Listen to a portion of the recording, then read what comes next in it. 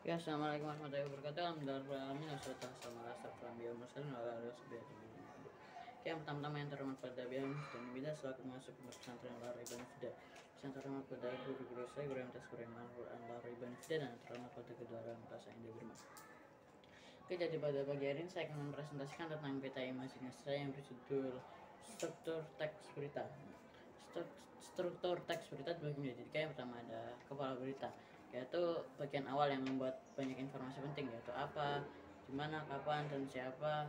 Nah, kepala berita disebut juga sebagai teras berita atau orientasi.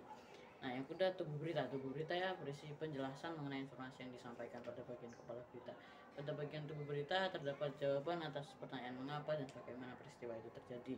Nah, struktur ini memuat latar belakang, penyebab, hingga upaya yang dilakukan pihak terkait untuk menyelesaikan peristiwa itu. Nah, yang terakhir atau yang ketiga, ekor berita. Nah, bagian ini itu mencantumkan informasi yang bersifat tambahan. Jika ekor berita dihilangkan maka tidak berpengaruh, jadi cuma sekedar tambahan. Nah, yang kedua tentang kebahasaan teks berita. Kebahasaan teks berita ini yang pertama penggunaan bahasa yang bersifat standar atau baku.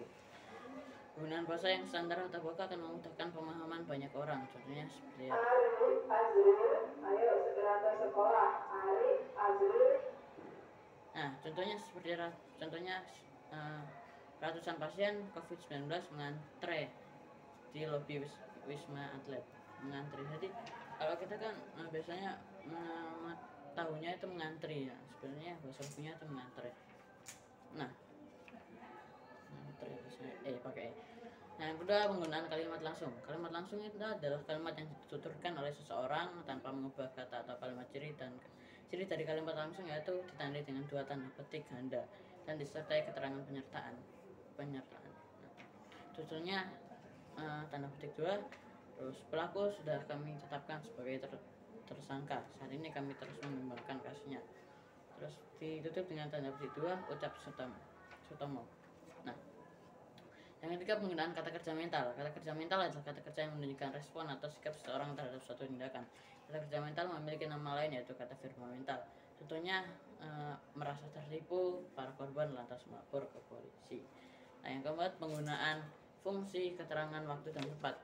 Nah, pada teks berita sudah pasti harus ada ya keterangan waktu dan tempat agar berita yang disampaikan itu dapat dimengerti dengan jelas dan pembaca itu dapat mengetahui di mana dan kapan kejadian itu terjadi.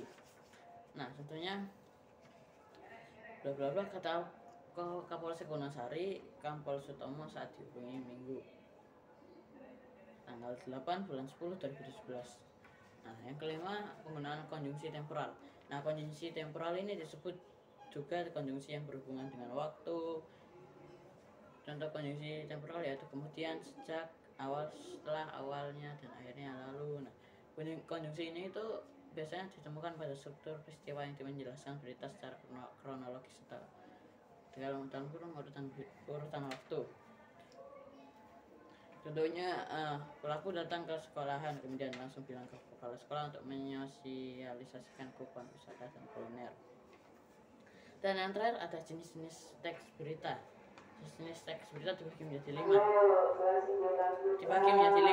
Nah, yang pertama berita langsung, straight news. Straight news atau berita langsung adalah jenis berita yang biasanya ditulis secara to the point, lugas dan ringkas. Terus yang kedua ada berita opinion news. Opinion news atau berita pendapat atau opini adalah berita yang berisi laporan pandangan seseorang mengenai suatu hal.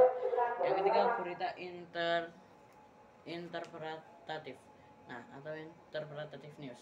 Nah, berita interpretatif adalah berita yang dikembangkan melalui pendapat atau penilaian wartawan berdasarkan fakta yang ada. Nah, terus yang ketiga yang keempat ada berita mendalam atau deep news. Deep news adalah berita yang dikembangkan berdasarkan pendalaman dari suatu peristiwa. Unsur berita yang ditekankan pada jenis ini adalah mengapa atau why, bagaimana, who, dan so what. Terus yang kelima, yang terakhir yaitu berita investigation news. Nah, berita investigasi adalah berita yang dikembangkan berdasarkan penyelidikan atau penelitian dari berbagai sumber yang ada. Nah, dalam proses penyusunan berita ini, penulis dan wartawan itu melakukan penyelidikan untuk mencari kebenaran atau fakta yang tersembunyi. Oke, jadi sekian dari saya. Mas, jika ada salah kata, Assalamualaikum warahmatullahi wabarakatuh.